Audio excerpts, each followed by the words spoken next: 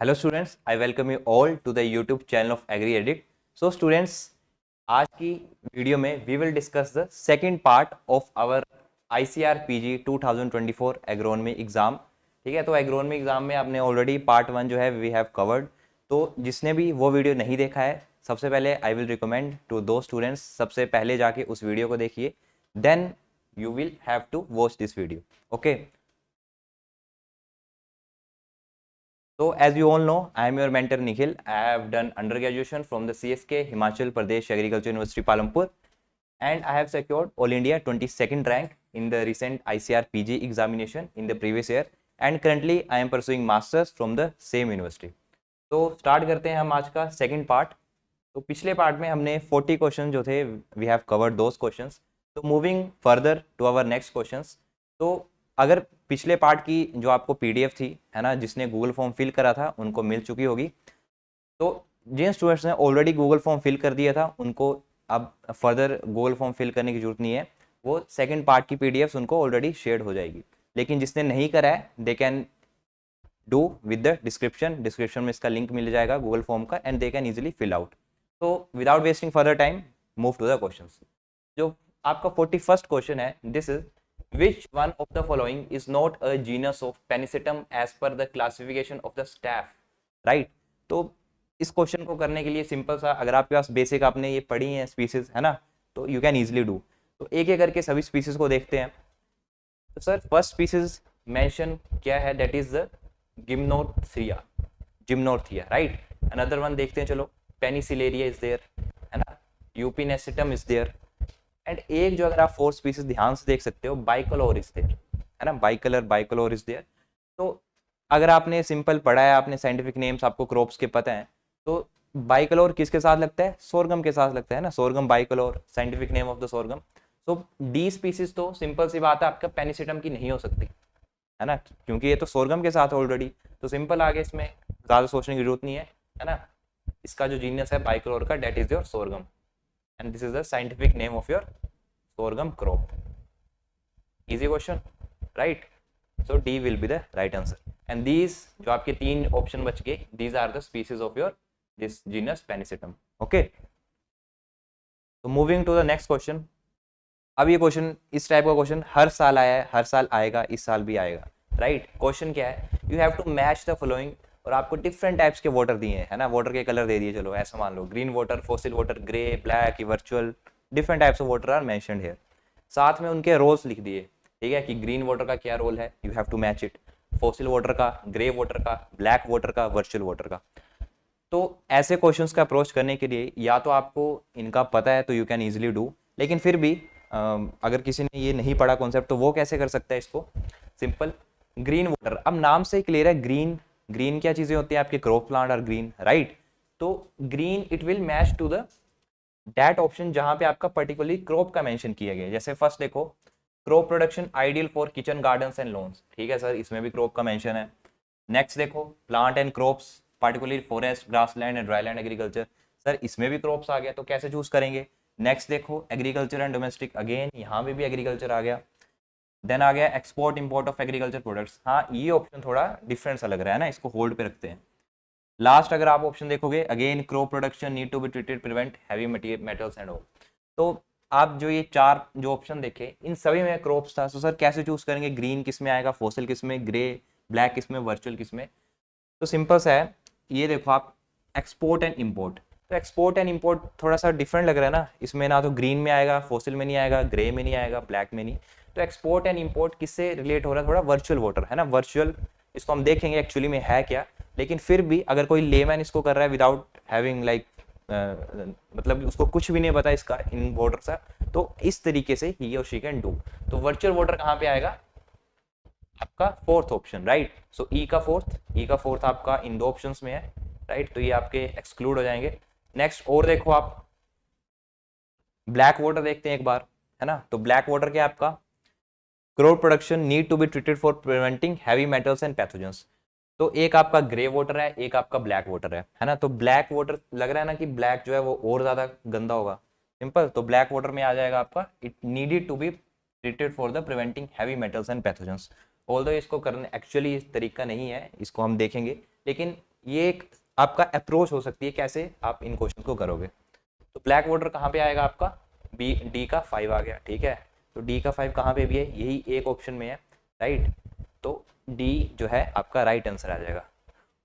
अब इनको ध्यान से देखते हैं, आपकी ग्रीन वाटर क्या है, फॉसिल वाटर क्या है, ग्रे वाटर क्या है, ब्लैक वाटर, वर्चुअल वाटर। सी जो आपका ग्रीन वाटर है, अगर आपने हाइड्रोलॉजिकल साइकिल पढ़ी है तो उसमें क्या होता है आपका, see this is the hydrological cycle. Hydrological cycle कुछ नहीं है, कैसे आपका वाटर जो है मूव कर रहा है आपके पूरे एटमॉस्फेयर में, प्लांट्स में, ओशंस में। सी यहाँ पे this is your let us से ओशन है ना, ओशन है या आपकी कोई लैंड सरफेस है। तो होगा क्या, ओशंस में there is a water, water draw कर लेते हैं सर, ये हमारा वाटर आ गया। अब होगा क्या with the sunlight, here is the sun, evaporation will take place. तो इवेपोरेशन से क्या होगा, आपके वेपर्स फॉर्म होंगे, है ना, वेपर्स फॉर्म हो गए। Later these vapours will condense, clouds बनेंगे। और जैसे ही ये कंडेंसेशन प्रोसेस पूरी होगी, है ना, पूरा आपका ह्यूमिडिटी जो है it will reach to the saturation level, वैसे आपकी ये वाटर वेपर्स भारी होंगे, these will move out as a precipitation. इसको आप क्या बोलते हो, बारिश, है ना, दिस इज द प्रेसिपिटेशन। अब पानी जो आया वो क्या हुआ, यहाँ आपके सोइल में गया, ठीक है, आपके यहाँ पे कुछ प्लांट्स लगे थे, प्लांट के रूट्स ने पानी को एब्जॉर्ब करा। फर्दर रूट से आपके प्लांट से ट्रांसपिरेशन प्रोसेस होगी, तो फर्दर आपका ट्रांसपिरेशन से पानी कहाँ चले गया, अगेन एटमॉस्फेयर में। तो ये जो आपका एक साइकिल हुआ, बारिश हुई, आपके प्लांट्स ने पानी को एब्जॉर्ब करा, यूज करा, ट्रांसपायर हो गया, अगेन आपका एटमॉस्फेयर। तो एक छोटी साइकिल बनती है। So this cycle is known as the shorter cycle, right, this is the shorter cycle. और इसी को हम बोल देते हैं ग्रीन वाटर। तो ग्रीन वाटर क्या हुआ आपका, जो आपके plants particularly crops are using, that water is known as the green water. और इस साइकिल को हम बोलते हैं shorter cycle because it is following a shorter path. लेकिन कुछ एक कंडीशन ऐसी हुई कि आपके प्लांट्स ने वो पानी यूज नहीं कर पाए, ये पानी आपका रन ऑफ से सरफेस रन ऑफ हो गया, है ना, पर्कुलेशन, आपके डिफरेंट डिफरेंट लॉसेज हो गए, अल्टीमेटली पानी ये आपका रिवर्स के होता हुआ ओशंस में पहुंच गया। अगेन ये ओशन से जब इवेपोरेट होगा, ठीक है, देन आपका ये एटमॉस्फेयर में जाएगा, देन अगेन ये पूरी प्रोसेस जब चलेगी तो एक थोड़ी कंपैरेटिवली शॉर्टर साइकिल से ही लंबी प्रोसेस है, right. So this type of you can say the cycle known as the longer cycle. और ये जो आपका वाटर है that is known as the blue water. कैसे लर्न कर सकते हैं सर, ग्रीन वाटर सिंपल जो आपके प्लांट्स यूज कर रहे हैं, ब्लू वाटर कौन सा हो गया, जो आपका ओशंस में, है ना, ओशंस का कलर ब्लू होता है, simple you can learn this is the blue water. Okay, तो ग्रीन वाटर देख लिया, ब्लू वाटर, ऑल्दो यहाँ पे ब्लू वाटर मेंशन नहीं है, लेकिन we have discuss this blue water also, right, this is the blue water. अच्छा ये तो हो गया। अब फॉसिल वाटर क्या चीज है, सी जो आपके अंडरग्राउंड आपने जैसे ट्यूबवेल्स लगे होते हैं, है ना, तो अंडरग्राउंड कहाँ से पानी आता है, सोचने की बात है, ऐसा तो नहीं कि पानी चलते रहता है। तो जब आपकी अर्थ फॉर्म हुई थी, है ना, उसमें ज़्यादा डिटेल में नहीं जाएंगे, कैसे आपका इंडिया आपका बना था, राइट, आपकी प्लेट जब टकराई थी तो उससे आपके below the soil surface there are some of the you can say water के गोडाउंस, है ना, वाटर के एक रेजर्वॉयर्स हैं, किसी भी आपके डेप्थ में हो सकते हैं, जनरली कभी आपको कम डेप्थ में मिल जाते हैं, ज़्यादा डेप्थ में मिल जाते हैं, ठीक है। तो जैसे आप ट्यूबवेल्स लगाते हो, अगर ट्यूबवेल जो आप बोरिंग कर रहे हो, है ना, borewells you are when you are just borewells को जब आप लगाते हो तो उससे क्या होगा, बोरवेल आपके कहाँ पे जाके पानी निकलेगा, जहाँ पे these water godowns are there. तो वाटर गोडाउंस को, इनको हम क्या बोलते हैं, aquifers, right, these are known as the aquifer, जहाँ से आपको सरफेस से आप ground water recharge and these जो आपको पानी मिलता है, दैट इज दीज एक्वाफायर्स, ठीक है। तो ये जो इस टाइप का वाटर है, this comes in the fossil water, इसमें आएगा ये फॉसिल वाटर, एक तरीके का फॉसिल है ना, फॉसिल की तरह मिल रहा है, तो this is known as your fossil water, ठीक है जी। ये भी हो गया हमारा फॉसिल वाटर। नेक्स्ट किस टाइप का वाटर है, ग्रे वाटर। अच्छा ग्रे वाटर कौन सा है, सी ग्रे वाटर अगेन ये भी आपका एक पोल्यूटेड वाटर है, but it is free from the excreta, जो आपके फीकल मैटर है, फीसिस है, उससे फ्री जो आपका वाटर मिलेगा that is your this grey water, right, free from excreta, human excreta particular, that water is known as your grey water. जो आपका मान लो क्लोथ वॉश करे किसी ने, फिर जो वाटर बच गया that will come under this grey water. Kitchen से जो आपका वाटर गया waste water, that will come under this grey water, right. Now black water, अब ब्लैक वाटर जो है it is more contaminated as compare to grey water, particularly इसमें आपके human excreta is included, right, in the black water. अगर आपको ये पानी use करना है फर्दर तो कैसे यूज करोगे, यू हैव टू ट्रीट, है ना, विद सम थिंग्स, ताकि आप इसमें हैवी मेटल जिसमें पैथोजेंस हैं वो आप रिमूव कर सको, राइट। तो ब्लैक वाटर आपका which is having the human excreta and that needs a treatment. अब आ गई एक टर्म हमारी वर्चुअल वाटर, ठीक है, तो इसका तो हमने आंसर देख लिया। Here it is I think very detail में यहाँ पे लिखा है इसमें, green water, fossil water, grey water, black. अब एक टर्म आती है वर्चुअल वाटर। तो सर अब वर्चुअल वाटर अगेन ये नई टर्म है, क्या मतलब है इसका, राइट। तो वर्चुअल वाटर क्या चीज़ है आपकी, सिंपल, जैसे अभी मान लो इंडिया और पाकिस्तान की लड़ाई चली है, right, there is a war between India Pakistan. तो इंडिया वालों ने क्या करा, पाकिस्तान का पानी बंद कर दिया, है ना, in the river system Pakistan का पानी बंद कर दिया। तो पानी बंद कर दिया, अब उनको पानी नहीं मिल रहा, लेकिन फिर भी there is a trade of water. अब सर कैसे है ट्रेड, ठीक है, पानी बंद करा हमने, है ना, लेकिन मान लो we are transporting rice to the Pakistan, है ना, इंडिया से, लेट अस से यहाँ पे आप imagine this is the India, this is the Pakistan, right. तो हुआ क्या, पानी बंद कर दिए, लेकिन अब बेचारा पानी बंद कर दिए तो कुछ खाने के लिए तो चाहिए ना, है ना, वहाँ पे वो राइस ग्रो नहीं कर पाएगा अभी खरीफ सीजन में। तो हमने क्या करा, चलो राइस ग्रो नहीं करने दिया, राइस की ट्रेड कर दी। मान लो हमने 1 किलो चावल पाकिस्तान को भेज दिए। अब भेजे तो हमने 1 किलो चावल पाकिस्तान को, क्योंकि बेचारा भूखा है ना, 1 किलो हमने भेज दिया, लेकिन एक्चुअली में ये राइस की ट्रेड ना होके साथ साथ में किसकी ट्रेड हो गई, वाटर की, because you all no 1 kg rice बनने में कितना वाटर लगता है, it is generally around 5000 litres. तो एक तरीके से 1 किलो चावल पाकिस्तान को दिए, साथ में आपने एक वाटर की ट्रेड भी कर दी, है ना, 5000 लीटर वाटर आपने पाकिस्तान को दे दिया। तो ये जो एक वाटर की एक हिडन ट्रेड है, this is known as a virtual water, जो एक्चुअली में आपको दिखेगा नहीं, बट वाटर की ट्रेड हो चुकी है ना, हो चुकी होगी। जैसे यहाँ पे भी लिखा है use in trade specially agriculture exports and imports. तो जो भी आपके गुड्स जिसमें कि वाटर का यूज़ होता है, ऑलमोस्ट आपकी ऑल जो आपकी चीज़ें हैं उसमें वाटर का यूज़ होता है। जो आप फूड ग्रेन्स ले लो, डिफरेंट आपकी क्रॉप्स, हर जगह आपका वाटर का यूज़ है। आपके मैन्युफैक्चरिंग प्लांट्स हो गए, there is also use of the water. So water which is use in a trade for exports and import, it comes under this virtual water, right. तो again एक बार summarise कर लेते हैं, ग्रीन वाटर क्या चीज़ है, अगेन जो आपका rain water stored and it is utilised by the plants, this is known as the green water. Fossil water जो आपके वाटर के गोडाउंस हैं, जहाँ से ट्यूबवेल वगैरह आप जब लगाते हो वहाँ से पानी निकलता है, that is the fossil water. Grey water जो आपका लाइटली पोल्यूटेड वाटर है, सिंपल, जैसे कि आपका नहाने के बाद पानी जो बच गया, है ना, किचन से लॉन्ड्री वेस्ट, है ना, बट इसमें एक चीज़ है, नो फीसेज आर देयर। अगर फीसेज इंक्लूड करेंगे then that will come under the black water, right. तो simple urine, faeces and all that comes under the black water and virtual water we have discussed. तो ये आपके 5 तरीके के पानी है, क्वेश्चन इनसे बन जाते हैं, right. Next, which of the following weeds is an annual weed, ठीक है। तो वीड साइंस से क्वेश्चन है, आपको बताना है कि एनुअल कौन सा वीड है। 4 आपको वीड्स दिए हैं, राइट, यू कैन, अगर आपने पढ़े हैं you can easily tell, right. Annual weeds कौन से, वीड्स क्रॉप्स की तरह same which can complete their life cycle, है ना, seed to seed in the 1 season और इन 1 ईयर, ठीक है। Annual weeds which can complete their life cycle in the 1 year. Biennial पूछे, it can complete their life cycle in 2 years, है ना, biennial नाम से क्लियर है, बाइनियल 2 ईयर्स। पेरिनियल पूछे, more than 2 years, right, more than 2 years, that is the perennial. 2 years वाला biennial, annual 1 year. I think these are some basic things you all no.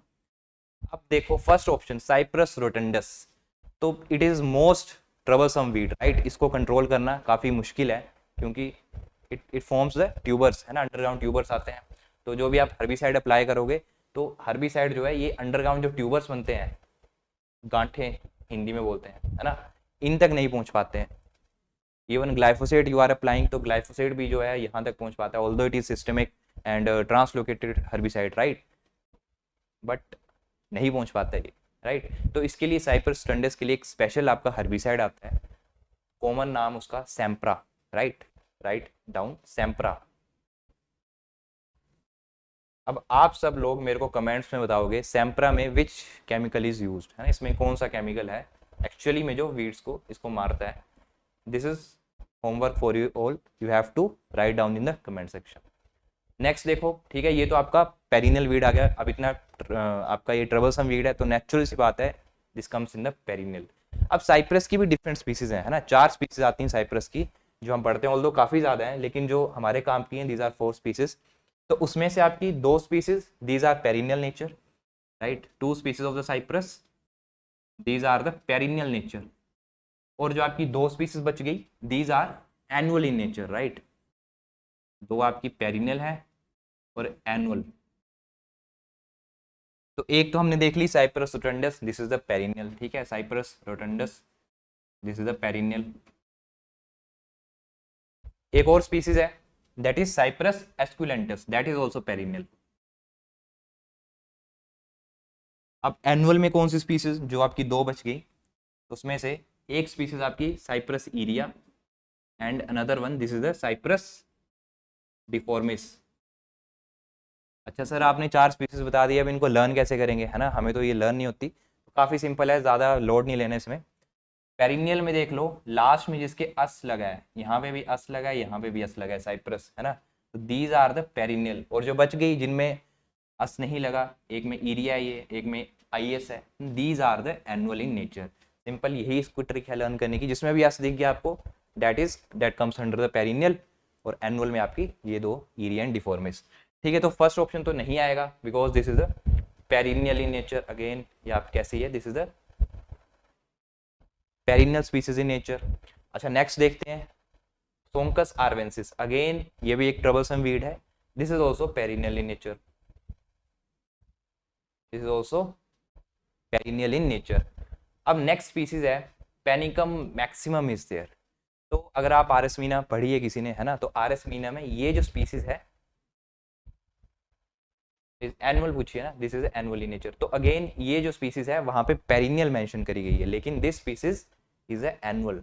तो RS Meena में भी please इसको change कर लेना, ये जो आपकी स्पीसीज है that is annual in nature, right. और अगेन आपकी जो लास्ट बच गई that is also perennial in nature. Okay, so right answer for this will be the C, है ना, Panicum maximum.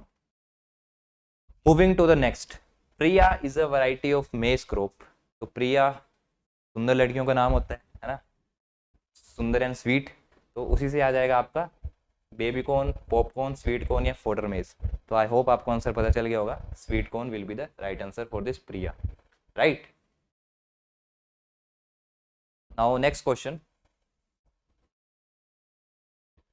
these are the following major sources of the feedstock of the production of nitrogenous fertilizer। ठीक है, आपको nitrogenous fertiliser बनाने हैं, तो उसके लिए ये कुछ चाहिए होगा बनाने के लिए, है ना। तो यहाँ पे 4 आपको सोर्सेज मेंशन है, इनसे आपको नाइट्रोजिनस फर्टिलाइजर बनाने हैं।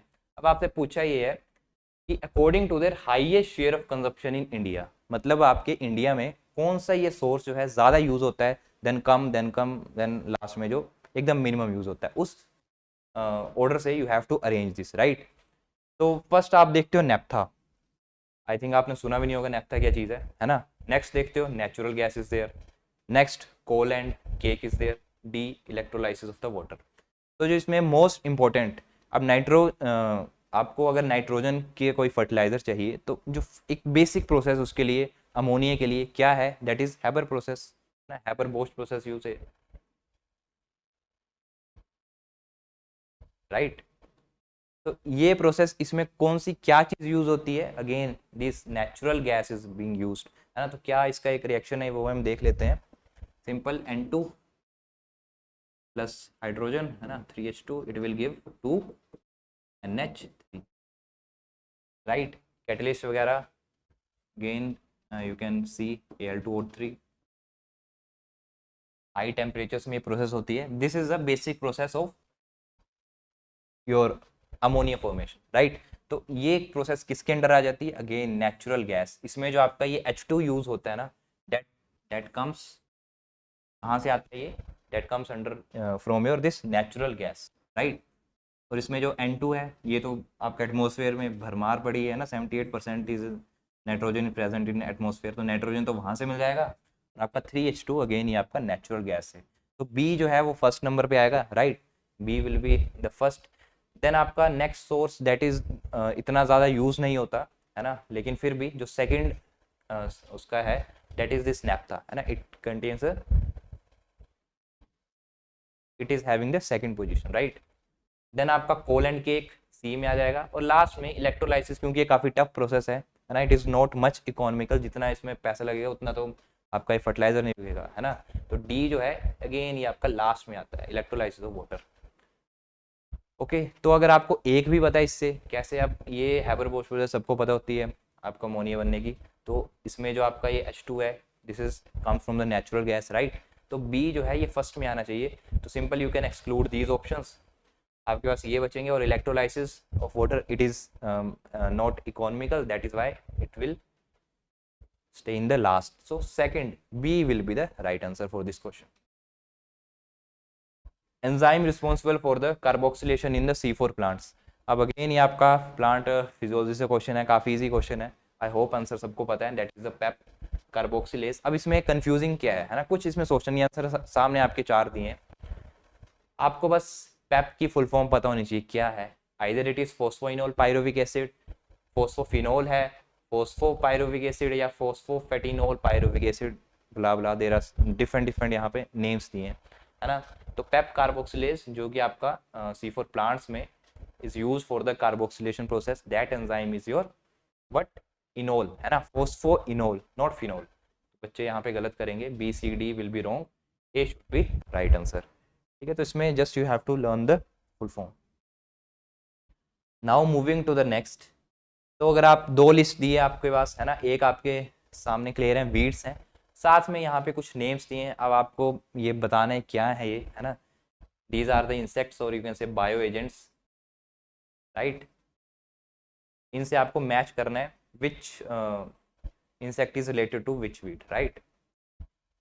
तो फर्स्ट अगर आप देखो parthenium hysterophorus, I hope so ये सबने पढ़ा है, ये पार्थेनियम के साथ कौन सा आपका इंसेक्ट एसोसिएटेड है ना। तो पार्थेनियम हिस्टेरोफोरस अगेन ये एक ट्रबलसम वीड है। अच्छा, एक पार्थेनियम हिस्टेरोफोरस से क्वेश्चन आ जाता है, आया नहीं ऑल दो बट आ सकता है।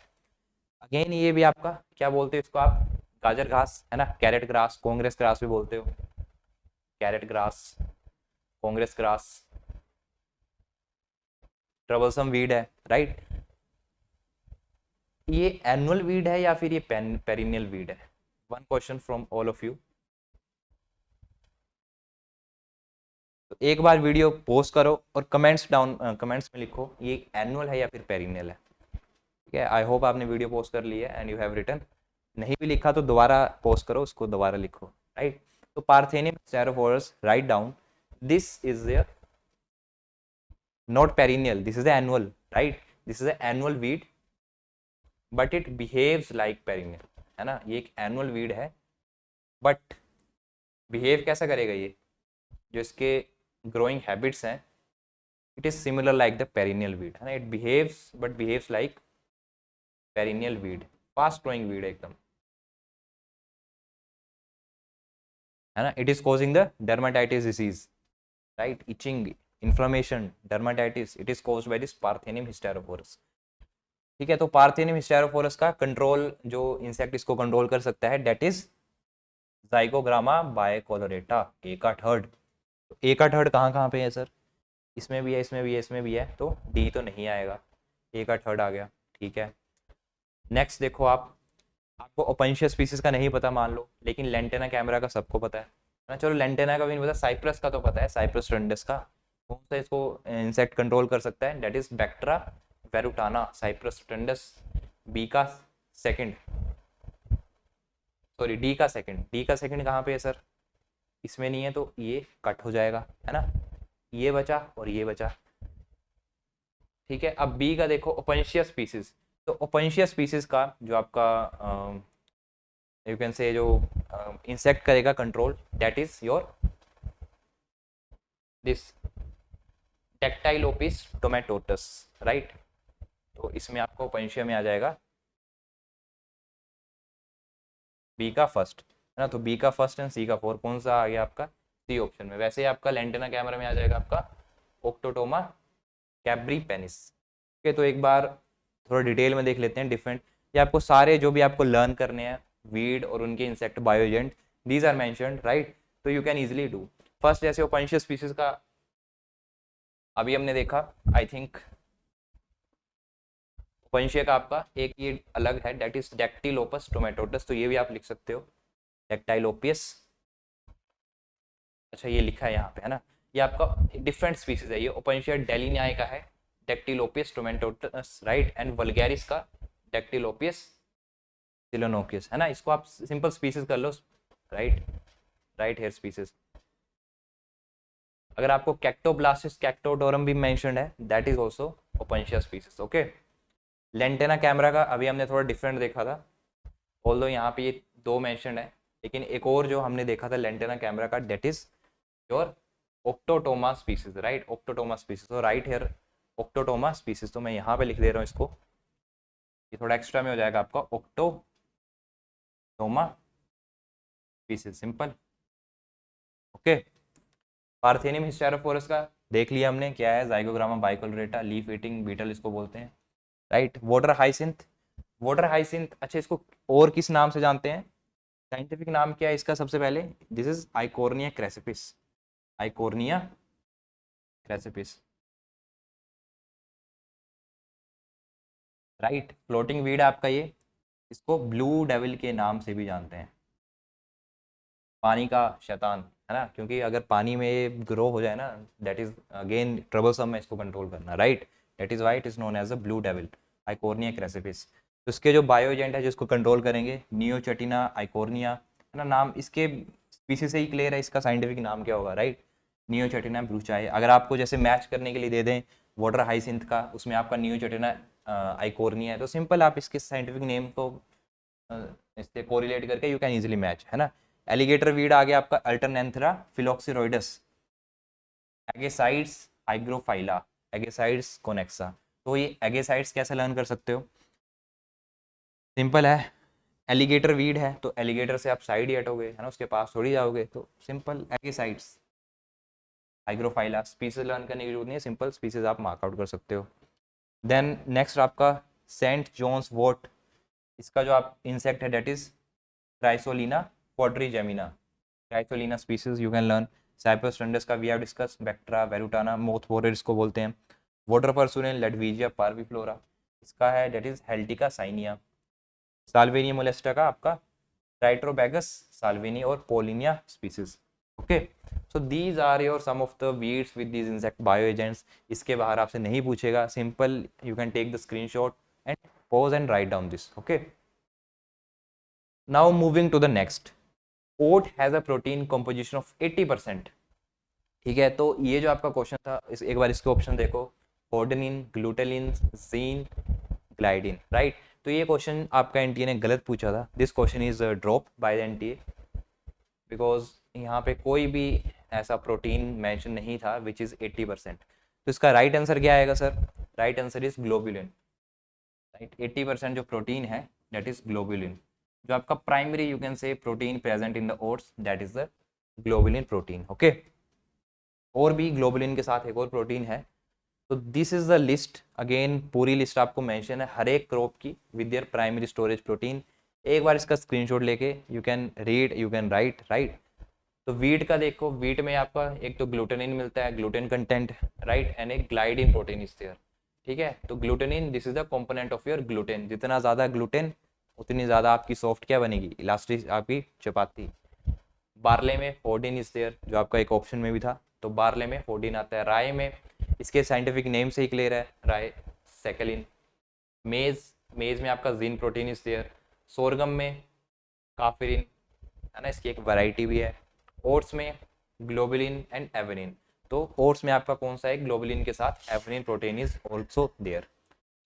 राइस में again glutenin protein is there. Soybean में ग्लाइसिन के साइंटिफिक नेम से क्लियर हो जाएगा। पीज एंड लेंटिल्स में लेग्यूमिन एंड विसिलिन। ऐसे ही चिकपी में विसिलिन लेग्यूमिन।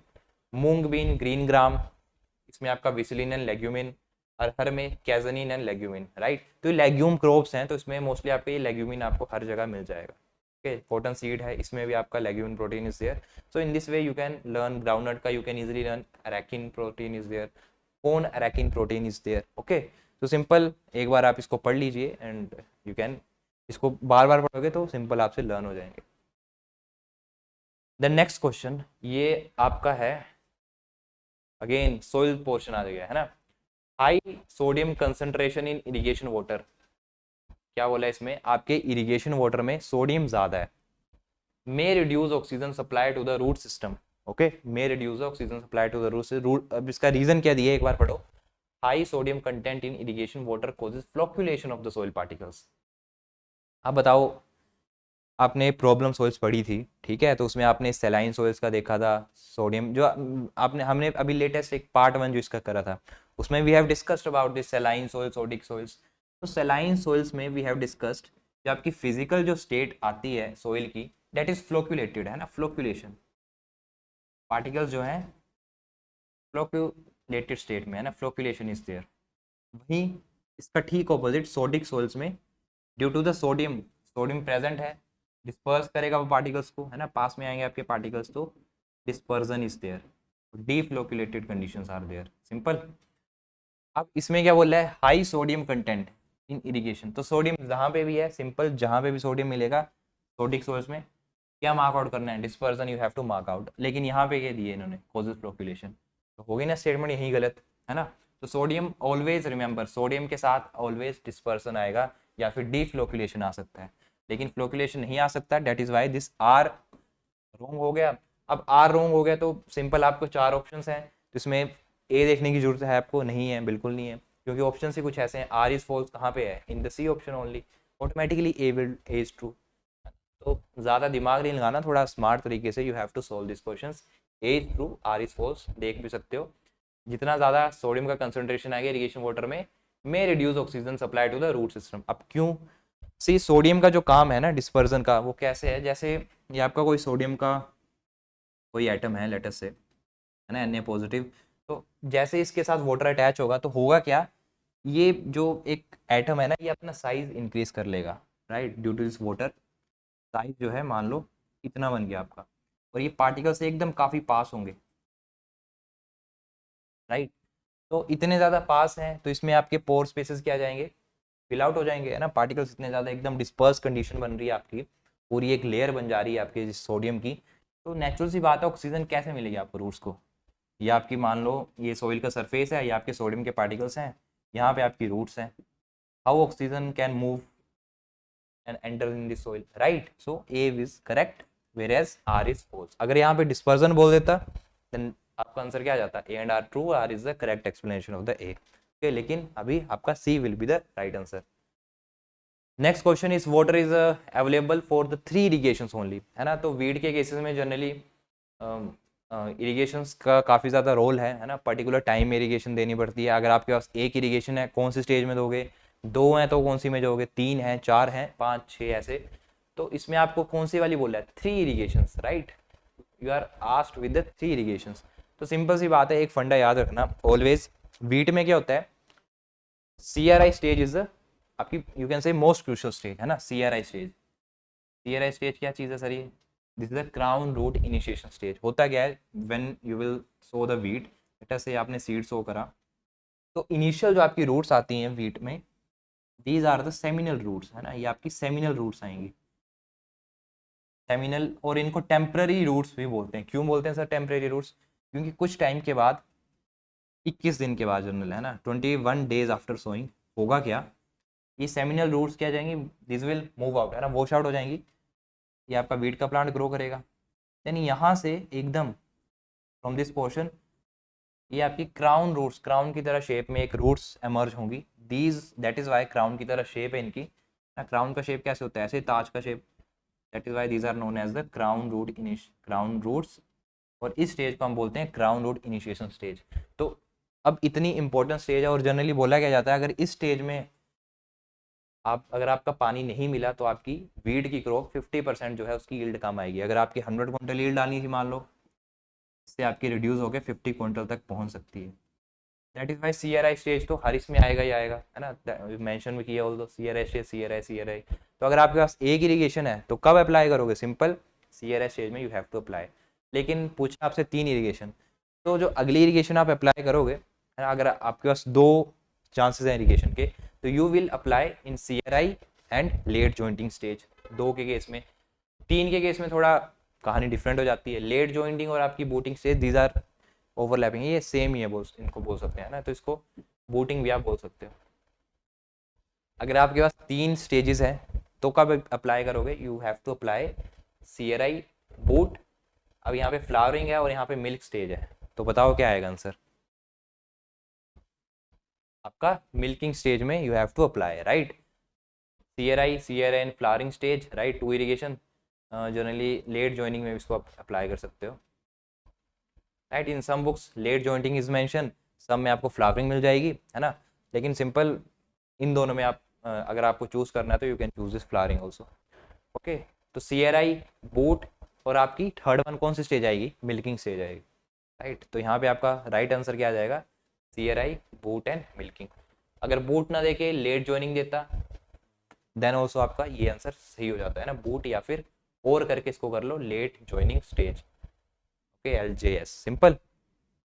और देख लो आप 3 अगर आपके पास इरिगेशन है, CRI, late jointing, milking stage, 4 irrigation available है आपके पास, कब करोगे, CRI, late tillering, flowering and this milking stage. Generally 6 stages ली जाती हैं आपकी, है ना, इस क्लासिफिकेशन के अकॉर्डिंग 6 स्टेजेस आर टेकन। अगर आपके पास 5 आ गई then CRI, late tillering, late joining, flowering and milking, तो इसमें फ्लावरिंग ऐड हो गया इस मिल्किंग के बीच में। और अगर आपके पास भरपूर इरिगेशन है, क्वेश्चन नहीं पूछेगा यहाँ से, 6 stages, 6 you can give the irrigation 6 times, then CRI stage, late tillering, late jointing, flowering, milking and last आपकी डो स्टेज में भी you can give the irrigation, okay. Now question पूछ सकता है CRI जो वर्ड था किसने दिया था, it is given by the BL Bhardwaj, right. CRI crown root initiation term was given by BL Bhardwaj, okay. तो in this picture you can see ये आपकी सेमिनल रूट्स हैं, है ना, तो कुछ टाइम के बाद ये रूट्स यहाँ से उड़ जाएंगी और ये आपसे एक क्राउन की शेप में क्राउन रूट्स यहाँ से एमर्ज हो जाएंगे, है ना, and these are the permanent roots, these are permanent roots, okay. Then आपके leaf 1, leaf 2, leaf 3 different classification आपकी, फिर फिक्स की क्लासिफिकेशन है, वो उसमें इतना डेप्थ में नहीं जाएंगे, simple this is the CRI stage. Next question में जाते हैं, variation in environment and landscape leads to the soil evaluation rather than the soil development. क्या क्वेश्चन है, इसको ध्यान से पढ़ेंगे, थोड़ा डेप्थ में क्वेश्चन पूछा गया है। Variation in environment and landscape मतलब कि आपके इन्वायरमेंट और लैंडस्केप में आपकी जो प्रकृति है उसमें देयर इज सम वेरिएशन, अगर वेरिएशन होते रहेंगे it will lead to the soil evaluation rather than the soil development, है ना। अब ऐसा है कि जो आपकी कुछ सोइल्स हैं, जैसे अगर आप एंटी सोल्स का एग्जांपल हो, जो आपकी रिसेंटली डेवलप्ड सोल्स हैं, जो young soil, simple you can say entisols order में, एलुवियल सोल्स ले सकते हो आप, एंटी सोल्स, और भी जो आपके रिसेंटली डेवलप्ड सोइल ऑर्डर्स हैं, तो इनमें क्या होता है एक्चुअली, ये यंग क्यों बोलते हैं इनको, why this are known as young, क्योंकि due to the variation in the environment and the landscape, जो आपके 5 जो फैक्टर्स हैं सोइल डेवलपमेंट के, these 5 फैक्टर्स, जिसमें से आपका environment factor and your landscape factor, right. अगर ये बार बार ये वेरी होते रहेंगे, चेंज होते रहेंगे, तो होगा क्या, इससे आपकी जो सोइल डेवलपमेंट है इट विल हैम्पर, सोइल की जो डेवलपमेंट है इट विल हैम्पर, राइट। तो सोइल डेवलपमेंट, क्योंकि सोइल को बनने के लिए कितने साल लगते हैं, millions billions of years it requires, है ना। तो अगर आप मान लो एक सोइल बन रही है, 1 साल के बाद आपने क्या करा, उसमें कुछ ह्यूमन इंटरवेंशन से कुछ उसमें एंथ्रोपोजेनिक एक्टिविटी कर दी और उसमें कुछ चला दिए, मान लो बिल्डिंग वगैरह कुछ भी आप बनाने लग गए, मूव करने लग गए, तो उससे क्या होगा, जो आपकी सोइल बन रही होगी डेट विल हैम्पर, है ना। तो उससे सोइल की डेवलपमेंट नहीं हो पाएगी, लेकिन it will lead to the soil evaluation, right. तो फर्स्ट स्टेटमेंट जो है it is correct, very correct.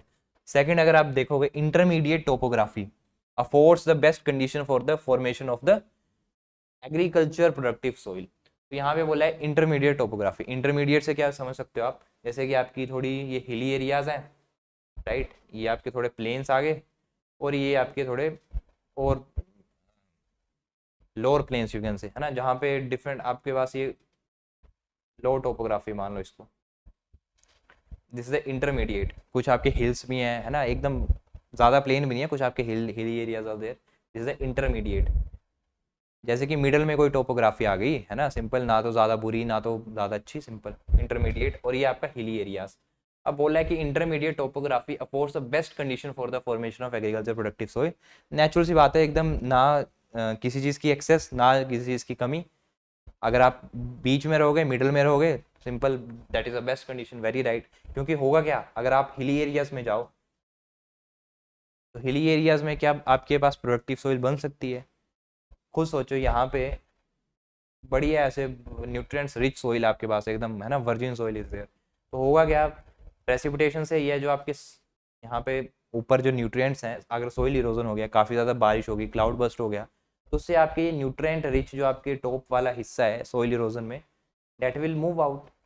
ठीक है, मूव आउट होकर कहाँ आएगा, इंटरमीडिएट टोपोग्राफी में आएगा, है ना। और लो एरियाज में मान लो वाटर की लॉगिंग होगी इधर, ये आपके इतने लो एरियाज हैं कि पानी से भरे रहते हैं, तो यहाँ पे भी आपकी जो है एग्रीकल्चर प्रोडक्टिव सोर्स नहीं बन पाएगी, है ना। यहाँ पे पता चले पीएच बहुत कम चला गया है, राइट। आपकी यहाँ पे एसिड सल्फेट सोइल बन गई है due to this water logging. तो ये टोपोग्राफी भी अच्छी नहीं है, ये भी नहीं है, तो बेस्ट कौन सी आ गई, सेकेंड वन, सिंपल। इसमें कोई ज़्यादा सोचने का नहीं है, अपनी मतलब सिंपल परसेप्शन से, थोड़ा कॉमन सेंस से you can do, second is also right, both statement one and were true, okay. Next question again physiology का पार्ट है, सबने पढ़ा है ये। ATP is produce in which of the following steps of the ETS. तो electron transport chain में आपका कौन से ऐसे कौन सा स्टेप है यहाँ पे जो मेंशन है जिसमें एटीपी प्रोड्यूस होता है? तो simple, cytochrome B2 cytochrome C, है ना। इस स्टेप में पर्टिकुलरली आपका एटीपी इज रिलीज, बाकी इन स्टेप्स में आपका एटीपी नहीं रिलीज होता है, तो B will be the right answer, okay. तो for this you have to learn this ETS. Among the following, which thermometer is not installed in an agrometeorological observatory? ठीक है, तो आपने कोई एग्रोमेटोलॉजिकल ऑब्जर्वेटरी को अगर कभी देखा होगा, प्रैक्टिकल्स होते हैं, विजिट होती है, तो उसमें कौन सा इंस्ट्रूमेंट आपने नहीं देखा है, सिंपल मेरे को बताना है। तो फर्स्ट अगर आप देख रहे हो maximum temperature thermometer, second minimum temperature thermometer, thermometer सबने देखे हैं, and these maximum minimum installed होते हैं, है ना। अच्छा, मेरे को कुछ नहीं पता एग्रोमेट की ऑब्जर्वेटरी के लिए, सिंपल मैं ऑप्शन देख रहा हूँ, है ना। आई एम नॉट एग्रोनमिस्ट या फिर एग्रोनमी का स्टूडेंट नहीं हूँ, सोल साइंस का स्टूडेंट नहीं हूँ, तो कैसे मैं इसको अप्रोच करूँगा। पहला ऑप्शन देखा, थर्मोमीटर की बात करी, दूसरा देखा उसमें भी थर्मोमीटर की बात करी, एक में मैक्सिमम एक में मिनिमम, तीसरा देखा वेट बल्ब थर्मोमीटर, लास्ट देख रहा हूँ मैं IR थर्मोमीटर। अच्छा सर, ये IR थर्मोमीटर तो वो है ना जो कोरोना में यूज़ होता था, है ना, फॉर दिस आपके टेम्परेचर देखने के लिए, कोई बीमार है जिसको कोरोना है नहीं है, तो नेचुरल सी बात है, अगर इंफ्रारेड थर्मोमीटर आपका ऐसे ही कोई लेके चला हुआ है, हर जगह यूज़ हो रहा है हॉस्पिटल्स में, तो उसको इंस्टॉल करने की क्या ज़रूरत है ना। तो सिंपल सा आंसर है IR thermometer, this is not installed in the Agromet observatory. इसको तो आप खरीद लो, कहीं भी यू कैन यूज, राइट। तो D will be the correct, ज़्यादा सोचने की जरूरत नहीं है। ऑप्शंस भी देख लेते हैं एक बार। मैक्सिमम टेम्परेचर थर्मोमीटर, अच्छा मैक्सिमम टेम्परेचर क्वेश्चन कहाँ से आता है, इसमें क्या चीज़ प्रेजेंट होती है? थर्मोमीटर्स में generally mercury is there, same maximum temperature thermometer में आपका मर्क्यूरी इज यूज्ड, लेकिन मिनिमम टेम्परेचर थर्मोमीटर में क्या यूज होता है ये क्वेश्चन पूछ सकता है। तो always remember, in the minimum temperature thermometer alcohol is used, है ना। आपका मर्करी यूज नहीं होता है, अल्कोहल यूज किया जाता है, क्योंकि मिनिमम में क्या देखोगे आप, लोएस्ट टेम्परेचर, कितना टेम्परेचर कम जा सकता है, तो for this alcohol is best as compare to this mercury, है ना, क्योंकि अल्कोहल का फ्रीजिंग पॉइंट काफ़ी ज़्यादा होता है, तो ये काफ़ी लो टेम्परेचर में फ्रीज आउट करता है, वेयर एज मर्करी आपका ये जम जाएगा अगर टेम्परेचर कम हुआ। That is why alcohol is use and it also gives the accurate readings, okay. तो अब आपसे क्वेश्चन ये है कि आपको फ्रीजिंग पॉइंट बताना है इसका अल्कोहल का कितना है, how much is the freezing point, और इसका मर्करी का बॉइलिंग पॉइंट बता दो, ठीक है। तो ये सारे आंसर्स मेरे को कमेंट सेक्शन में चाहिए, तभी हम सीरीज को कंटिन्यू करेंगे आगे, ठीक है। तो मर्करी का बॉइलिंग पॉइंट बताना है, अल्कोहल का freezing point, you have to answer. तो क्या है इसका right answer, IR thermometer, right. Corona से लर्न कर लो, कोई भी डॉक्टर्स वगैरह यूज़ कर लेते थे, तो no need to install, simple हाथ में पकड़ो, स्कैन करो एकदम इंफ्रारेड रेज से, you can do. Next question, the flour corn is known as. तो फ्लोर कोन का साइंटिफिक नेम, डिफरेंट टाइप्स के कोन आपने पढ़े होंगे, तो फ्लोर कोन का साइंटिफिक नेम इज जियामेस अमाइलेसिया, सिंपल, इसमें कुछ ज़्यादा बताने की जरूरत नहीं है, राइट। जियामेज अमाइलेसिया। अच्छा सर इवर्टा किसका है ये बताओ जी, अवर्टा किसका है, इंडोराटा किसका है, ट्यूनिकेटा किसका है, राइट। तो पॉपकॉर्न खाया सबने, है ना। इवर्टा इज योर पॉपकॉर्न, राइट। वैसे हम सारे देख लेते हैं एक एक बार। तो फर्स्ट आपका आता है फ्लिंट कॉर्न, मोस्टली जो आपका यूज होता है, मोस्टली ग्रो करा जाता है, दैट इज इंडियन कॉर्न, है ना। इसका जो साइंटिफिक नेम है जियामेस इंडोराटा, राइट। नेक्स्ट कॉर्न, फोटोज में यहाँ पे मेंशन्ड है, डेंट कॉर्न। तो नाम से एक ले रहा है डेंट, मतलब जिसमें जिस कॉर्न के इसमें जो इसके सीड इसमें डेंट पड़े होंगे, हाँ। तो अगर आप इसको थोड़ा जूम आउट करके देखोगे, there are dents in this type of corn, that is why this corn is known as zea mays indentata. थोड़ा इसका नाम चेंज कर लेना, आइडेंटाटा, है ना, zea mays indentata. Okay, dent corn is known as zea mays indentata. इसको फील्ड कॉर्न भी बोलते हैं। Most of the varieties and hybrids gain 95% production इसकी यूएसए में आपकी डेंट कॉर्न की है। नेक्स्ट देख लो जियामेस अवर्टा पॉपकॉर्न। अच्छा पॉपकॉर्न ये पॉप क्यों करते हैं, तो इनका पॉपिंग जो नेचर है that is due to this hard seed coat, right. इतना हार्ड सीड कोट होता है और इसके अंदर जो है मॉइस्चर, जैसे आप इसको हीट करोगे तो मॉइस्चर जो है इसमें आपके क्या होंगे, वेपर्स होंगे। जैसे काइनेटिक एनर्जी इंक्रीज करेगी उनके मॉलिक्यूल्स की, एकदम bursting action is there, that is why popping हो जाएगी, है ना। तो पॉपकॉर्न आपके जियामेस इवर्टा। और कितना टेम्परेचर चाहिए इनको, 170 डिग्री सेल्सियस। जब आप पॉपकॉर्न बनाते हो 170 डिग्री सेल्सियस टेम्परेचर जैसे ही मिलेगा, दीज विल बर्स्ट आउट, है ना, that is why these are known as popcorn. अच्छा डेंट कॉर्न फ्लिंट कॉर्न ये क्यों बर्स्ट नहीं होते सर, बिकॉज इनका इतना हार्ड सीड कोट नहीं है, right. whereas this popcorn is having the very hard seed coat, that is why they are bursting। और जो इसमें कुछ एग्जांपल थे आपका स्वीट कॉर्न से, स्वीट जो चीज़ उसको कैसे सैक्रिन से, है ना, सैक्रिन, तो इसमें सैकराटा आ गया, जिया में सैकराटा, राइट, स्वीट इन टेस्ट। और ये आपके हार्वेस्ट कब करते हैं इनको, इमेच्योर कंडीशंस में। अगर लेट हार्वेस्ट करेंगे तो आपका ये अगेन सैक्रिन जो इसमें सुक्रोज कंटेंट है that will decrease down, starch में बदलना शुरू हो जाएगा, इतना स्वीट नहीं होंगे, राइट। तो we are harvesting in these type of corn in the immature conditions to prevent conversion of sugar into starch. तो ऐसे आपने खाए होंगे स्वीट कॉर्न्स, है ना, पिज़्ज़ा वगैरह में खाते हो आप सारे, तो वही है ये स्वीट कॉर्न्स। नेक्स्ट आ गया आपका फ्लोर कॉर्न, जो पर्टिकुलरली आपके किसके लिए यूज होता है, आटा बनाने के लिए, है ना, इसी से नाम आ गया इसका फ्लोर कॉर्न, जियामेस अमाइलेसिया। इस टाइप का कॉर्न आता है आपका। पोड कॉर्न, जियामेस ट्यूनिकेटा, ठीक है। तो ये जो एक स्पेशल टाइप का कॉर्न है, इसमें हर एक जो आपका कर्नल है ना, या फिर इसको सीड बोल लो, तो it is enclosed by the separate husk. ऐसे तो ये आपके जो कर्नल से दीज आर एक्सपोज्ड, एक इनके ऊपर जो लेयर थी इसके ऊपर, लेकिन ये हर एक जो इसमें कवरिंग मिली इसको विद द हस्क, राइट। ये एक प्रिमिटिव टाइप का कॉर्न है, पुराना टाइप का, एंड नो कमर्शियल यूज, ज़्यादा इसका कोई यूज नहीं होता। लास्ट आपका वैक्सी कॉर्न, नाम से एक ले रहा है वैक्सी, तो वैक्सी इसका एंडोस्पर्म होगा, है ना, मेकिंग एडेसिव के लिए यूज करा जाता है। Scientific name is zea mays ceratina. Okay, so these are your 7 types of cones you have to remember। Moving to the next question, Pusa Kiran is a variety of। तो पहली बात जो पूसा जिसके साथ लग गया प्रीफिक्स, तो वो कहाँ से रिलीज हुई आपकी varieties, these are release from the IRI। Okay, तो पूसा किरण किसकी वैरायटी है, simple, this is the variety of the wheat, you have to learn. Okay, तो वैरायटी से अगर आपने पढ़ी है सुनी है यू कैन आंसर, लेकिन कोई अगर डिफरेंट आ जाती है वैरायटी तो वो सबके लिए डिफरेंट है, नॉट पर्टिकुलर टू एनीवन की वो किसी को आती होगी, है ना। लेकिन जो रिसेंट की अभी वैरायटीज चली हैं वी विल कवर दैट, तो you have to learn those varieties. Okay, उनको हम देखेंगे। तो नेक्स्ट क्वेश्चन आ गया आपका असर्शन रीजन, अगेन ये आपका प्रॉब्लम सोल्व से आ गया। Gypsum can be use to manage sub soil acidity. पहली लाइन पढ़ो, it is use to manage sub soil acidity. अच्छा सर जिप्सम क्या होता है, what is the scientific formula, this CaSO4 dot 2H2O, है ना।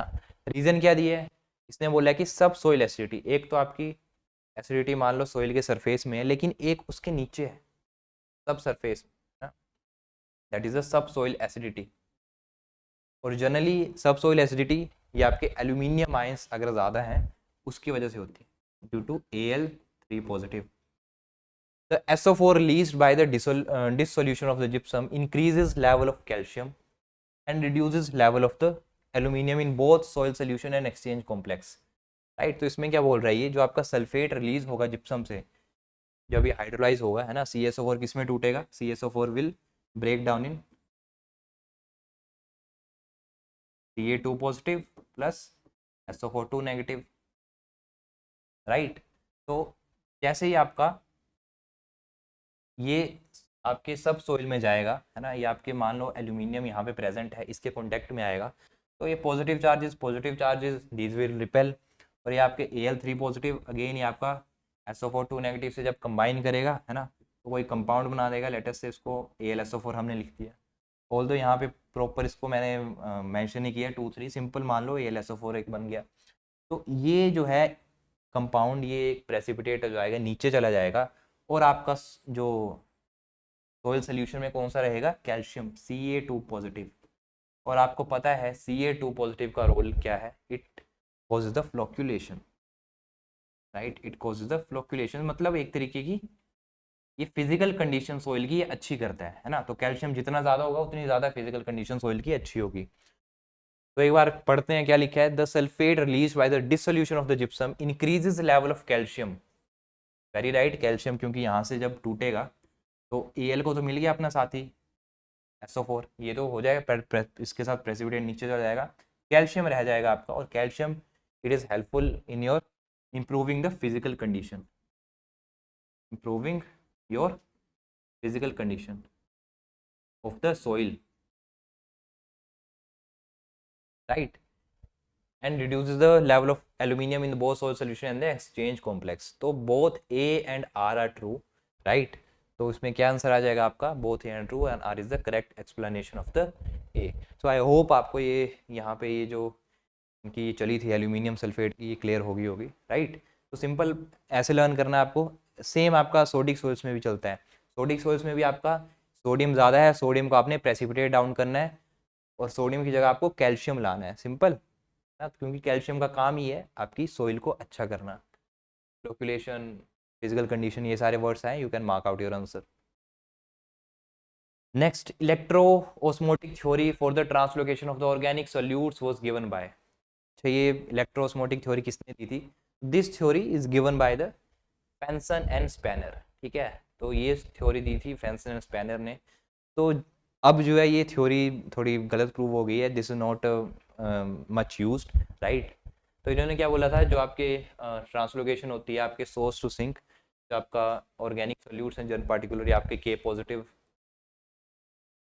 तो ये एक जैसे इलेक्ट्रिसिटी की तरह ट्रांसपोर्ट होते हैं, क्या बोला था, एक इलेक्ट्रिक चार्जेस, है ना, इलेक्ट्रो ऑस्मोटिक थ्योरी बताई थी, उसको नाम दे दिया था इलेक्ट्रिसिटी, इलेक्ट्रिसिटी के साथ ऑस्मोसिस ऐड कर दी, इलेक्ट्रो ऑस्मोटिक्स यहाँ पे इसको बता दिया।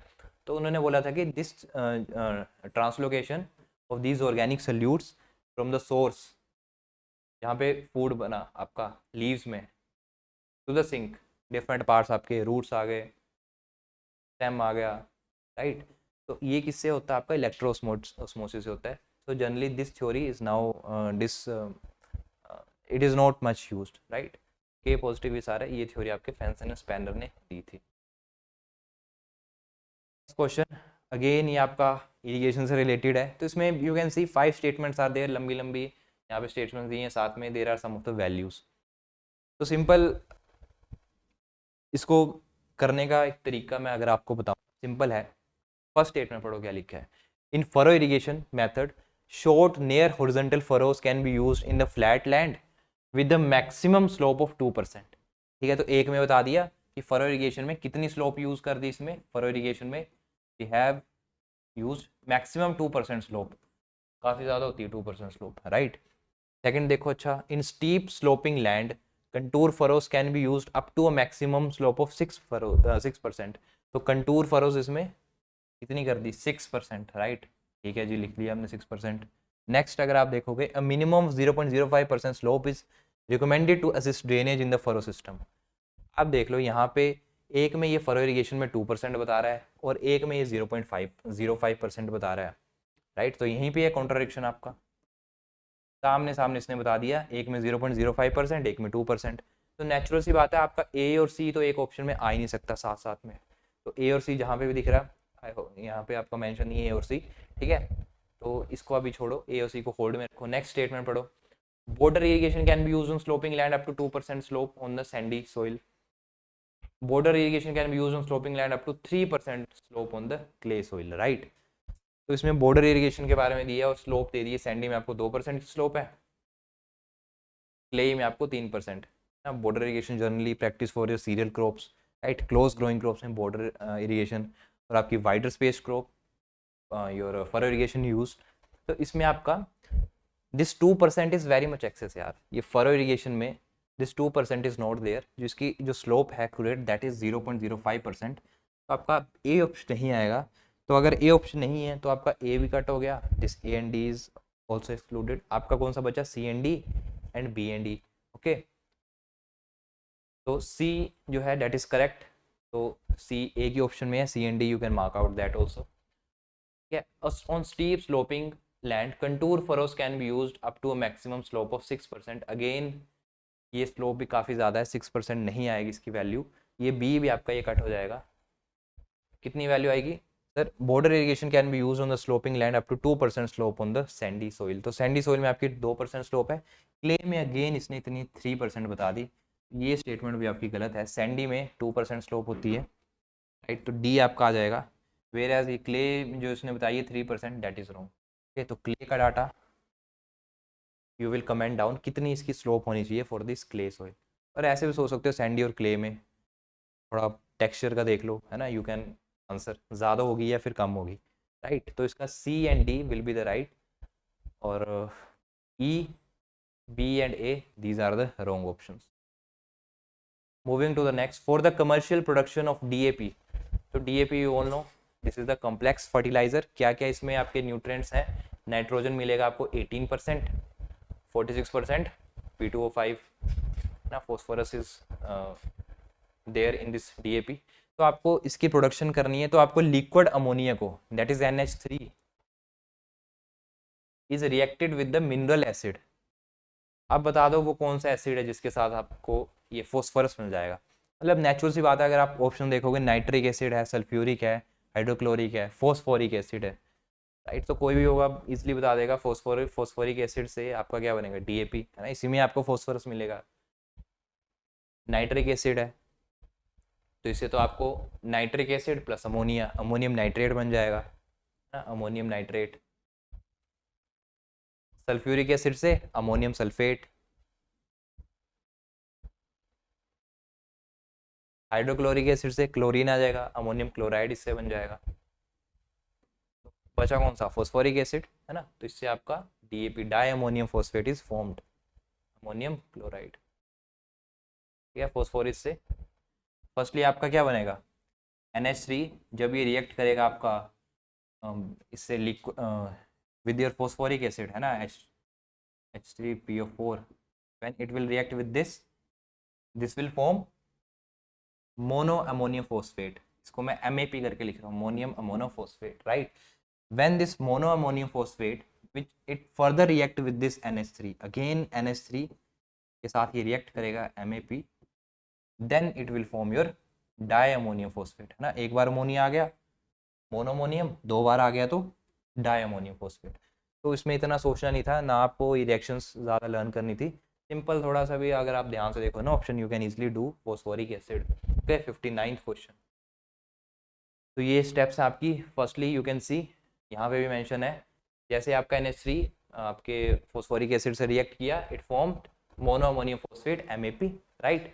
फर्दर इसको हमने रिएक्ट करवा दिया अमोनिया से, दो बार रिएक्ट करा दी तो di ammonium phosphate DAP, very right. Okay, तो final product it is the highly water soluble fertiliser, 18% nitrogen आएगा इसमें, 46% P2O5 इज देयर।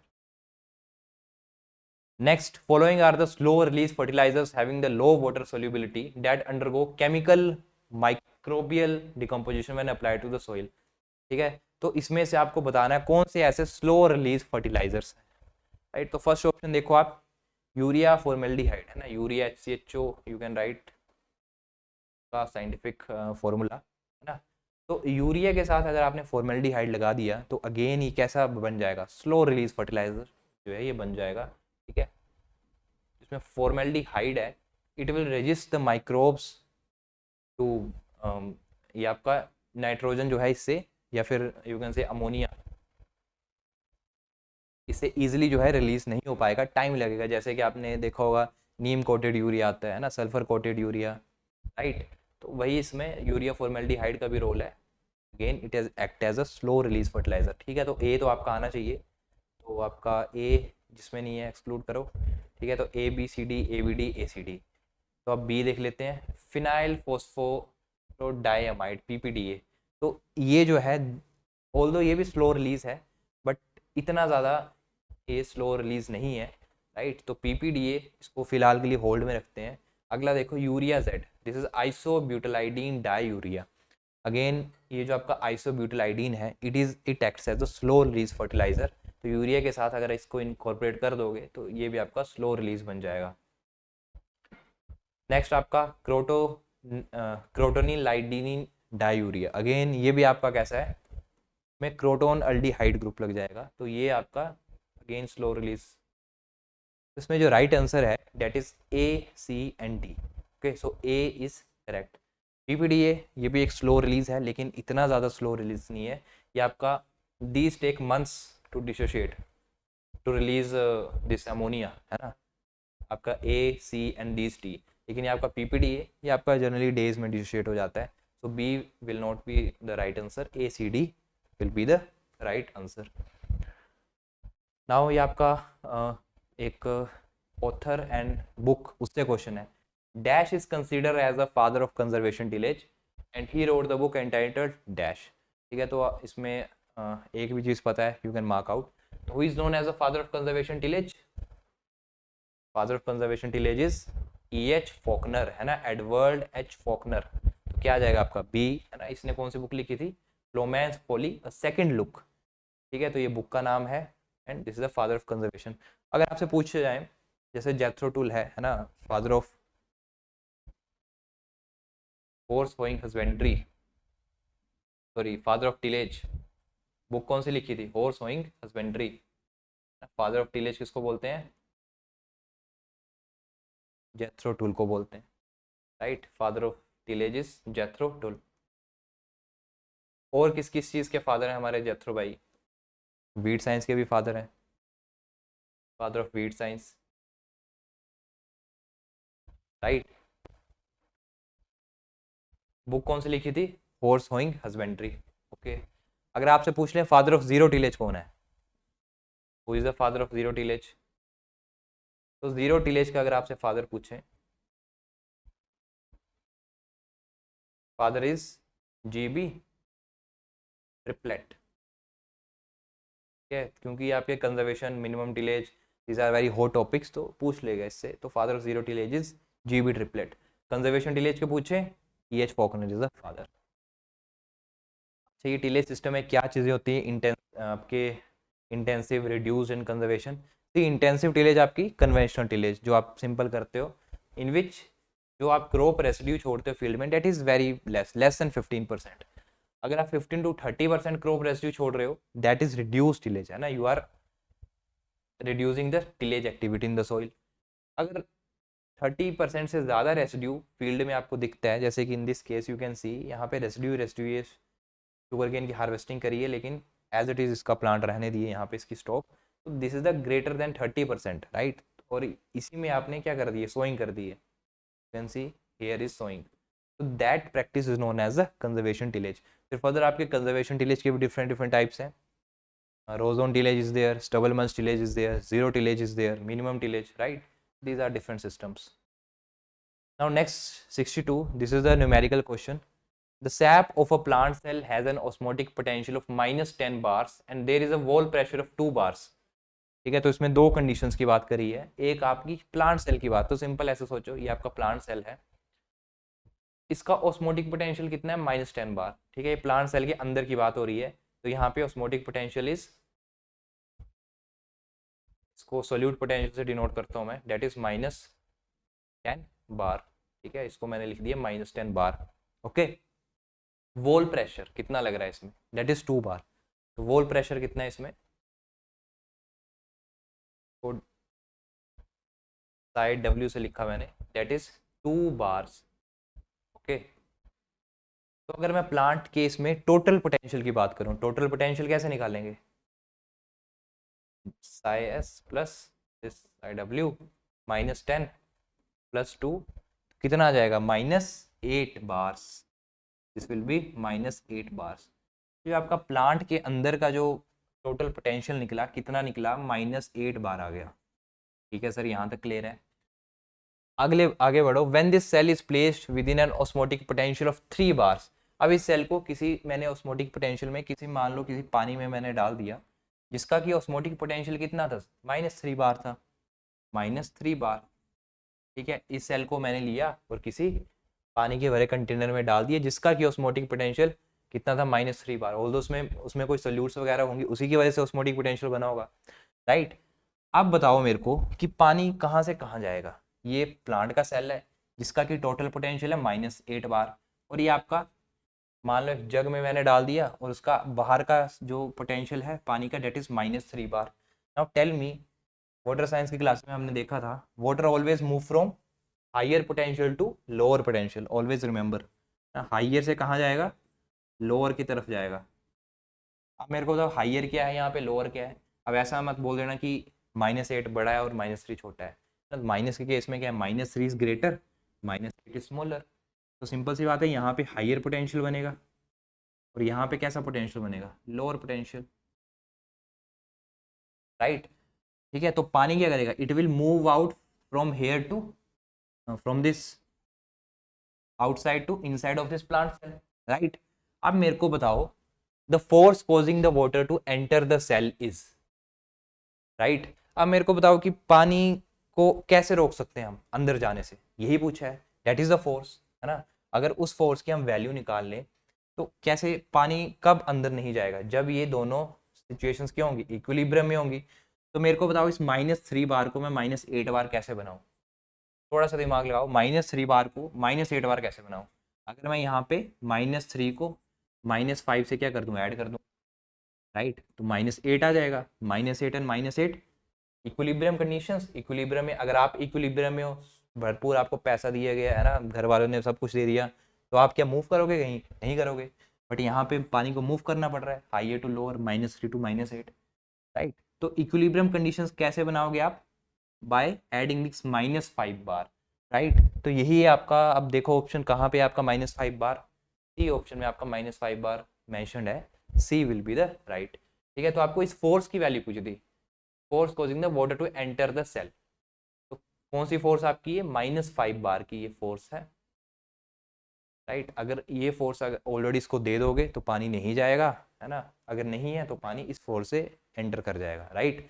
तो this is the way to do this question. The halophytes which can resist a wider range of salt concentration are known as। ठीक है, तो आपको plant के different यहाँ पे 4 दिए हैं, आपको टर्म्स दिए हैं, तो आपको बताना है किस टर्म की ये डेफिनेशन है। तो फर्स्ट आपका यूरहेलाइन, स्टेनोहेलाइन, थर्मल डीनेचुरेशन, फोटो एक्लिमाइजेशन, राइट। तो सी और डी तो आपके एकदम आउट ऑफ द सिलेबस आ गए। थर्मल डीनेचुरेशन ये तो प्रोटीन वगैरह से लिंक है। फोटो एक्लाइमाइजेशन ये भी आपका ये इन सॉल्ट कंसंट्रेशन से कोई लिंक नहीं है, तो सी एंड डी तो डायरेक्टली यू कैन एक्सक्लूड। एक आपका बच गया यूरहेलाइन या स्टेनोहेलाइन। तो यूरहेलाइन जो चीज़ें होती हैं, these can resist a wider range. Wider range मतलब मान लो 5 से लेकर 80%, एक wider range, these can resist, right. these type of plants can resist the wider range of salt concentration, whereas आपके जो स्टीनोहेलाइन है, these can resist narrow range, simple, just इसका opposite, wider and narrow। ठीक है, तो अगर आपसे narrow पूछा जाए you will mark out this स्टेनोहेलाइन, wider पूछे तो you will mark this euryhaline, okay.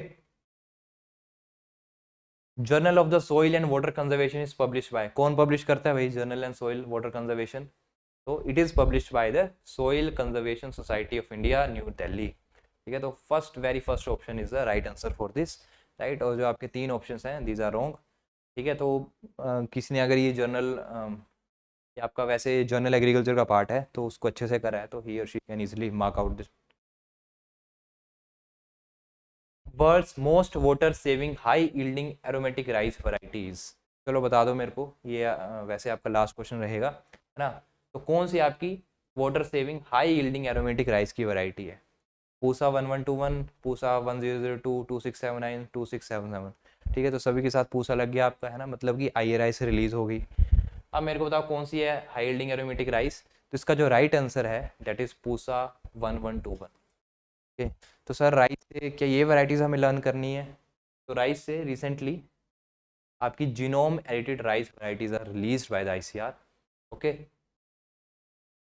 लेकिन कंफ्यूज नहीं होना है, वो आपकी बीटी कॉटन जो आपका ट्रेडिशनल जो हम करते थे बायोटेक्नोलॉजी से डिराइव वैरायटीज, उनसे ये डिफरेंट है। कैसे डिफरेंट है वी विल सी। तो सबसे पहले वैरायटीज के नाम देख लो कौन कौन सी ये वैरायटीज हैं। फिर first variety this is the DRR rice 100 ना, Kamala variety, and Pusa DST rice 1। तो डायरेक्ट क्वेश्चन इससे बनेगा, बन सकता है। ठीक है, तो इनके नाम आपको लर्न करनी है। DRR, DDR नहीं है, DRR and Pusa DST rice 1। तो थोड़ा सा एक बार इनसाइड देख लेते हैं इन वैरायटीज का। जबकि फर्स्ट वैरायटी है it is developed by the IIRR Hyderabad. Okay, कहाँ पे ये रिलीज हुई थी आपके, किसने डेवलप करी थी? हैदराबाद ने डेवलप करी थी। इसकी जो पेरेंट लाइन है, क्वेश्चन बन सकता है, it is Samba Mahsuri BPT 5204। Okay, this is the parent line. इसके कुछ की features, it matures in 20 days, right, higher grains per panicle, saves water, reduce methane emissions, strong stalk है, resistant to lodging, grain quality similar to Sam and Mahsuri varieties. ठीक है, क्योंकि इसकी parent line है, इसी से हमने ये वाली वैरायटी DRR राइस 100 जो है we have developed. Okay, Pusa DST rice 1 के this variety is developed by the ICR IRI New Delhi में ही, ये उसी मेन इंस्टीट्यूट में ये आपकी बनी थी। Parent line MTU 1010। ये पेरेंट लाइन इसकी MTU 1010, मैच में पूछ सकता है ऐसा। इसके जो की फीचर्स हैं that is yield increases 9.66% to 30.4%, and this is suitable for the saline and alkaline conditions. अच्छा, इसमें क्या चीज़ आपको देखनी है, तो ये आपकी CRISPR-Cas टेक्नोलॉजी, कौन सी टेक्नोलॉजी इसमें यूज हुई है? That is CRISPR।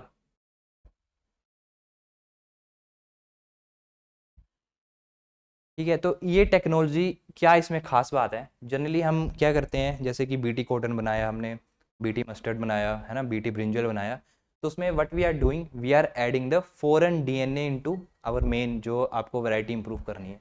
मतलब बाहर से हम कोई चीज़ ला रहे हैं, किसी चीज वैरायटी में बाहर से कोई वाइल्ड वैरायटी में अच्छी लग गई, है ना, वो जीन ले आए, वो आपने मेन वैरायटी में कहीं कट वगैरह दे के यहाँ पे ऐड कर दिया। ठीक है, ये तो आपकी ट्रेडिशनल जो आप करते हो BT कॉटन वगैरह इसमें आ गया।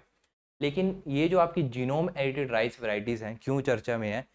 बिकॉज CRISPR टेक्नोलॉजी, इस टेक्नोलॉजी से क्या करा, कोई बाहर से फॉरेन मटेरियल नहीं लाए, लेकिन उसी राइस वैरायटी से ही कुछ हमने जीन्स में मॉडिफिकेशन करी, है ना। जैसे कि आप एडिटिंग करते हो घर में, फोटोज की एडिटिंग करते हो, वीडियोस की एडिटिंग करते हो, है ना, तो उसमें उसी में कुछ कट मॉडिफाई करके यू आर प्रोड्यूसिंग समथिंग, है ना, जो कि वैल्यूएबल है। सेम इसी केस में आपका जो CRISPR ये टेक्नोलॉजी है, we are not using any foreign material, उसी में उसी के जीन्स में, राइस के कुछ जीन्स में उस वैरायटी के लेकर क्या करा, थोड़ा सा कट कुट करा, एडिट करा, and we have release these varieties. So that is why this is hot topic nowadays, genome edited rice varieties which are released by this ICR. Okay, so I hope ये varieties भी आपको clear होगी होंगी ना? आपके लिए last में एक bonus question for all of you. World's first genome edited rice varieties released by the ICR। अगर लास्ट तक आप वीडियो में बने हो तो मेरे को अब इसका आंसर चाहिए, है ना, A, B and C, D। Okay, so you have to mark out this option. एक बार इसका स्क्रीनशॉट ले सकते हो and you can drop down the answer in the comment section. तो that's all for the today's class students. I hope आपको ये class अच्छी लगी होगी। अगर आपको ये क्लास अच्छी लगी है देन प्लीज़ इस सेशन को लाइक करिएगा, शेयर करो, subscribe our YouTube channel, right. And आपको PDF इसकी चाहिए होगी तो स्टार्टिंग में भी मैंने बताया है, जिसने ऑलरेडी गूगल फॉर्म फिल कर दिया है उसको करने की जरूरत नहीं है, राइट। उनको ये PDF it will be mail to them. लेकिन जिन्होंने नहीं करा है they can fill the Google form, right. And ऐसे ही और सेशंस हमारे आएंगे, this is the second part. जो फर्दर हमारे कुछ क्वेश्चंस बच गए हैं we will cover them in the 2 parts. Then इसी के साथ we are also starting with the weekly mock test, right. तो अगर किसी को मॉक टेस्ट परचेज करने हैं, मास्टर बैच परचेज करना है, तो they can easily purchase our mock test and master batch. Simple agriedic.in, यहाँ पे आपको मेंशन है, simple go to that link and you will find from where you have to assess these. Okay, So thank you very much. All the best for your examination. All the best. Thank you.